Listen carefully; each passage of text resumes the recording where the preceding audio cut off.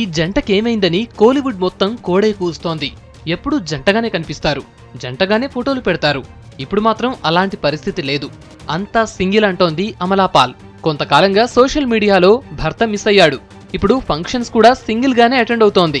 Kollywood industry talk అయితే ఇద్దరూ అతి త్వరలో విడాకులు కూడా తీసుకోబోతున్నారంటూ చెబుతోంది.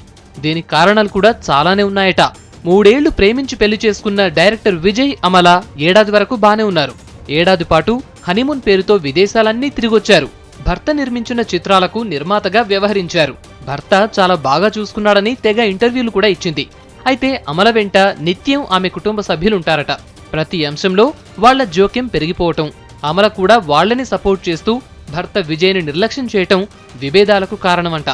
ఆమె కుటుంబ సభ్యులతో వేగలేకే ఈ డివోర్స్ నిర్ణయం తీసుకున్నట్లు టాక్.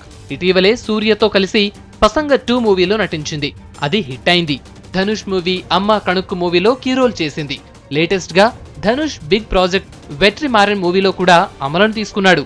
మొదట నిర్మాత చిత్రీకరణ వైపు వెళతానని చెప్పిన అమల ఇప్పుడు మళ్లీ హీరోయిన్ గా చేయాలనుకోవటంతో భార్య భర్తల మధ్య విభేదాలొచ్చాయట.